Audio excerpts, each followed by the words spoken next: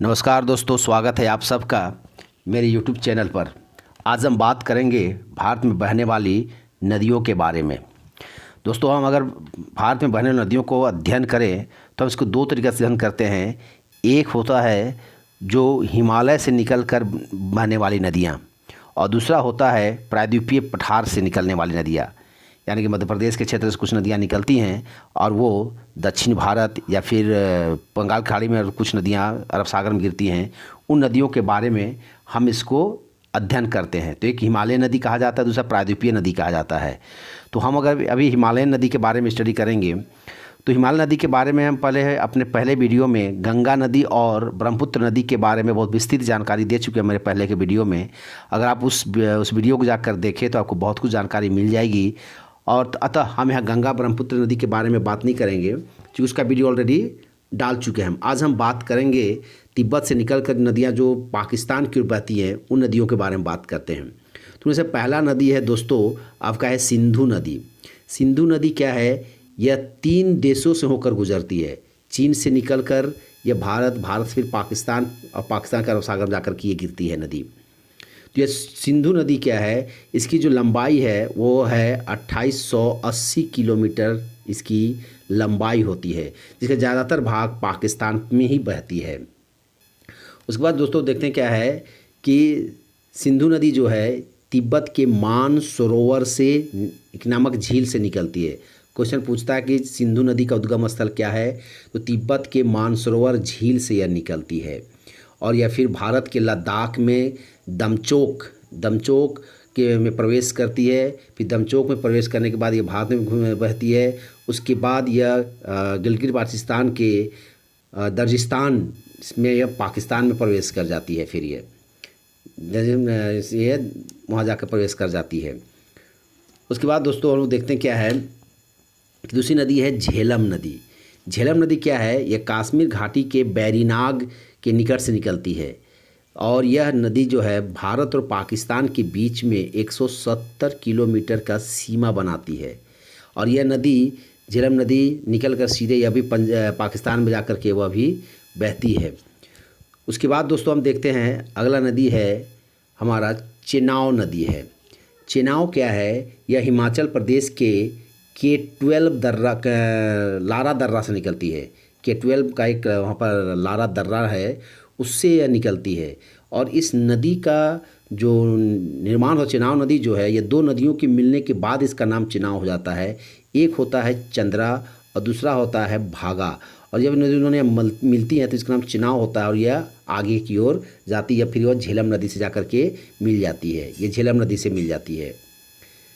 उसके बाद अगला नदी है दोस्तों हम देखेंगे रावी है। रावी नदी क्या है? यह आपका हिमाचल प्रदेश के रोहतांग दर्रे से निकलती है। यह हिमाचल प्रदेश के रोहतांग से निकलती है और यह हिमाचल प्रदेश, पंजाब, कश्मीर और पाकिस्तान यह बहती हुई है क्या है जाके पहले झेलम नदी पर से मिल जाती है। उसके बाद दोस्तों है अगला नदी है आपका सतलुज नदी। सतलज नदी क्या है? यह तिब्बत के राक्षस ताल से निकलती है। सतलज नदी जो है यह तिब्बत के राक्षस ताल से निकलती है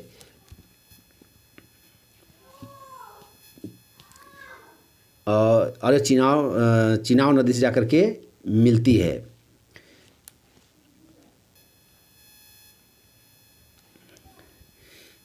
उसके बाद अगला नदी हम लोग देखते हैं दोस्तों एक ब्यास नदी है। ये ब्यास नदी निकलती है, यह है आपका हिमाचल के रोहतांग दर्रे से निकलती है और पंजाब के हरीके में यह सतलज नदी से मिल जाती है। दोस्तों एक भारत और पाकिस्तान के बीच में एक जल संधि है। 1960 में एक जल संधि हुआ था जिसके अनुसार सिंधु नदी, झेलम नदी और चेनाब नदी, इन तीनों नदियों का जल का 80% भाग पाकिस्तान इस्तेमाल करता है और 20% भाग भारत इस्तेमाल करता है। यह 1960 में एक सिंधु जल समझौता हुआ, जिसको सिंधु जल समझौता कहते हैं। उसके बाद नीचे की 3 नदियां जो हैं रावी है, ब्यास है और सतलज है, इन तीनों नदियों का पानी 80% भारत इस्तेमाल करती है और 20% पाकिस्तान को मिलता है। ये 1960 में यह समझौता हुआ था। दूसरा दोस्तों क्या है, जब यह सतलज नदी से बाद यह आपका रावी है, ब्यास है, फिर रावी है, चिनाब है, झेलम है, ये पांचों नदियाँ आपस में मिल जाती हैं। और सिंधु नदी से मिलने से पहले इस नदी को हम लोग यहाँ पर पंचनद भी कहते हैं, इसको हम लोग पंचनद कहते हैं। और फिर उसके बाद यह सिंधु नदी में मिल जाती है।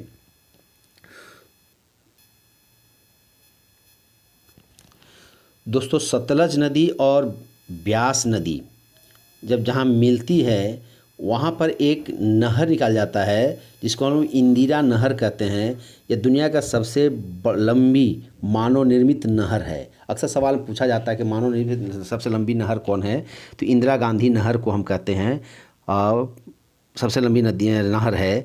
और यह सतलज नदी और ब्यास नदी के मिलन स्थल से निकलती है। कभी कभी ऑप्शन में आपको सतलज भी देता है या कभी कभी ब्यास दे देता है, तो जो भी ऑप्शन रहे दोनों में से कोई एक रहेगा तो सतलज को मारना है, अगर सतलज ना रहे तो ब्यास को मारना है। और हम सब जानते हैं कि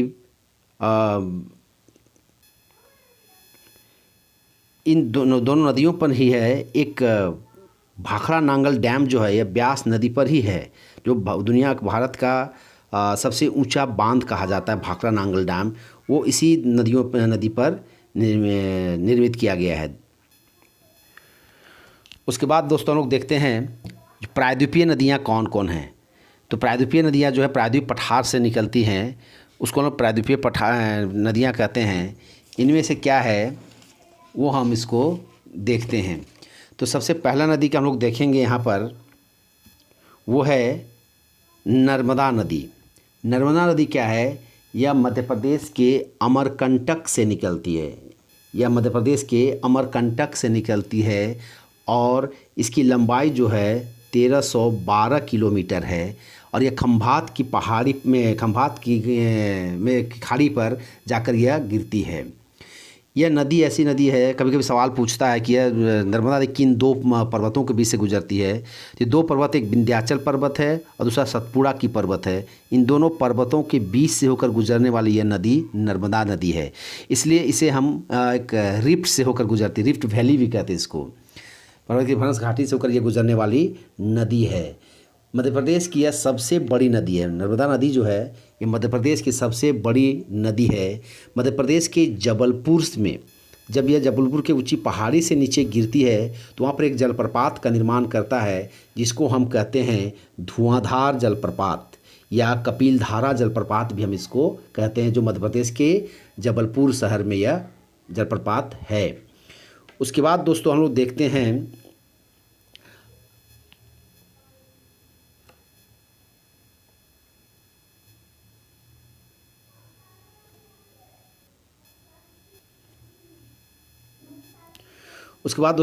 हैं अगला नदी जो है वो है ताप्ती नदी।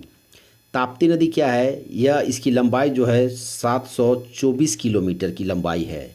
ये नदी की लंबाई 724 किलोमीटर है और यह नदी मध्य प्रदेश के बैतूल ज़िले के निकट से सतपुड़ा की पहाड़ी से निकलती है। सतपुड़ा की पहाड़ी से निकलती है, मध्य प्रदेश के बैतूल ज़िला है उसके बगल से निकलती है। यह मध्य प्रदेश, गुजरात और महाराष्ट्र से होकर के गुजरती है यह नदी। उसके बाद और एक नदी है यहाँ पर मध्य प्रदेश जो निकलती है, उसे हम कहते हैं माही नदी। माही नदी क्या है, यह मध्य प्रदेश के धार जिले के समीप विंध्याचल पर्वत से निकलती है और यह मध्य प्रदेश, राजस्थान और गुजरात होते हुए यह खंभात की खाड़ी में गिरती है। एक सवाल इसे बहुत ज़्यादा पूछता है माही नदी के बारे में कि भारत की वह कौन सी नदी है जो कर्क रेखा को 2 बार काटता है, यानी 2 बार गुजरती है उससे है। तो यह है माही नदी है। यह कर्क रेखा से होकर के 2 बार गुजरती है, एक बार जाते वक्त फिर लौटते फिर और गिरती है और यह जाकर खंभात की खाड़ी में गिरती है। एक बहुत यह क्वेश्चन से और क्वेश्चन क्या है दोस्तों, इसे पूछता है कि सारी नदियाँ जो हैं वह पूरब की ओर जाकर बंगाल की खाड़ी में गिरती हैं, वो कौन कौन सी नदियाँ हैं जो पश्चिम में जाकर अरब सागर में गिरती हैं। तो वो 3 नदियाँ हैं, एक हो जाता है माही, दूसरा नर्मदा और तीसरा है ताप्ती। ये 3 नदियाँ हैं जो मध्य प्रदेश से निकल करके सीधे दक्षिण पश्चिम की ओर बहती है और अरब सागर में जाकर के गिरती है। दूसरा क्वेश्चन और इससे एक पूछता है दोस्तों कि भारत की वो कौन सी नदियां हैं जो अपने मुहाने पर डेल्टा नहीं बनाती हैं, एस्चुरी बनाती हैं। ये तीन ही नदियां हैं दोस्तों, माही, नर्मदा और ताप्ती। ये तीनों अपने मुहाने पर डेल्टा का निर्माण नहीं करती है, बल्कि ये सब एस्चुरी बनाते हैं। यहाँ पर ये क्वेश्चन अक्सर पूछता है इस पर, ये तीन नदियाँ एस्चुरी बनाती है, हमेशा इसको याद रखिएगा दोस्तों। उसके बाद दोस्तों हम देखते हैं कि नदी है महानदी है, जो आपके मध्य प्रदेश में अब छत्तीसगढ़ हो चुका है, वहाँ से निकलती है और यह नदी की लंबाई होती है 851 किलोमीटर इसकी लंबाई होती है। और यह नदी छत्तीसगढ़ से उड़ीसा घुसती है और जाकर बंगाल की खाड़ी पर गिरती है।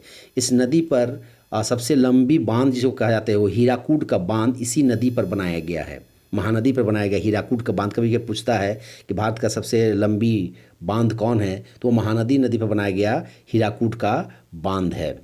यह छत्तीसगढ़ और उड़ीसा में से होकर गुजरती है और यह फिर डेल्टा का निर्माण करती है और बंगाल की खाड़ी में गुजरती है। इसकी दो सहायक नदियां हैं, एक होता है तेल और दूसरा होता है जोंक। इसकी दो सहायक नदियां हैं महानदी की। उसके बाद दोस्तों लोग देखते हैं फिर अगला नदी के बारे में, गोदावरी नदी के बारे में देखते हैं। गोदावरी नदी क्या है?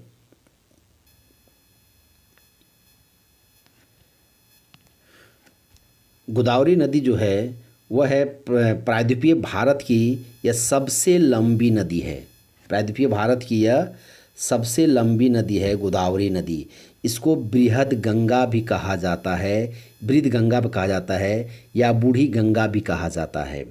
यह महाराष्ट्र के नासिक से निकलता है। ये महाराष्ट्र के नासिक जहाँ पर एक त्रिम्बकेश्वर पर्वत है वहाँ से यह निकलती है और इस नदी में नासिक पर कुंभ मेला भी लगता है। इसकी तीन सहायक नदियाँ हैं दोस्तों, एक है पेनगंगा, दूसरा है प्रणहिता और तीसरा है इंद्रावती। ये तीनों नदियाँ गोदावरी से मिलती हैं और गोदावरी नदी फिर जा कर के बंगाल की खाड़ी पर यह नदी गिरती है। यह नदी है, इसको बूढ़ी गंगा भी कहा जाता है और ये सबसे प्रायद्वीप की सबसे लंबी नदी है। इसकी टोटल लंबाई है वो 1465 किलोमीटर की लंबाई है। उसके बाद दोस्तों हम लोग देखते हैं अगला नदी है कृष्णा नदी है। अगला नदी जो है वो है कृष्णा नदी। कृष्णा नदी है यह प्रायद्वीपीय भारत की दूसरी सबसे बड़ी नदी है और यह महाराष्ट्र के महाबलेश्वर के पास से निकलती है। महाराष्ट्र के महाबलेश्वर के पास से निकलती है।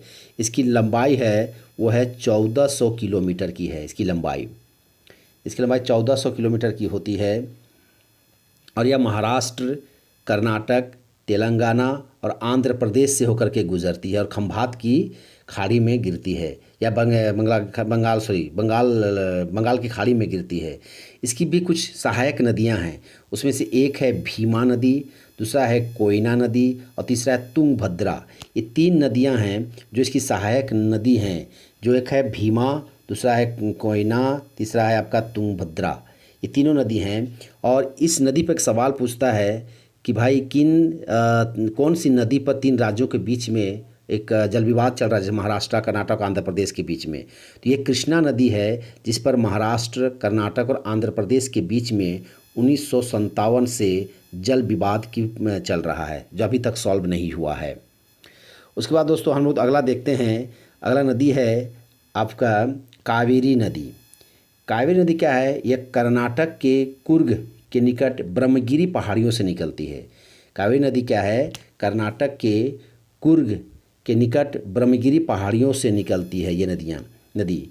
और इसी नदी पर हम पाते हैं शिव समुद्रम जलप्रपात भी इस नदी पर है। इस नदी पर नागार्जुन सागर बांध भी बनाया गया है, कावेरी नदी पर ही बनाया गया नागार्जुन सागर बांध। और इस नदी के में भी जल विवाद है, वो तमिलनाडु और कर्नाटक के बीच में कावेरी नदी के जल के संबंध में दोनों देश में राज्यों के बीच में विवाद है, जो बहुत दिनों से हुई चला आ रहा है।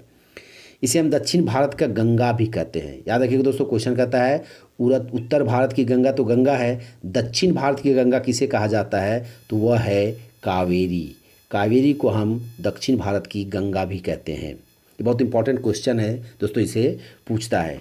इसके बाद एक दोस्तों एक नदी है आपकी लूनी नदी, जो राजस्थान के अजमेर के निकट अरावली पर्वत से निकलती है और ये राजस्थान से होकर के गुजरात के कच्छ में जाकर ये विलुप्त हो जाती है। सवाल इससे भी पूछता है कभी कभी लूनी नदी के बारे में कि वह कौन सी नदी है जो विलुप्त हो जाती है। तो लूनी नदी है जो अरावली पर्वत से निकलती है और राजस्थान होते गुजरात के कच्छ में जाकर वो विलुप्त हो जाती है।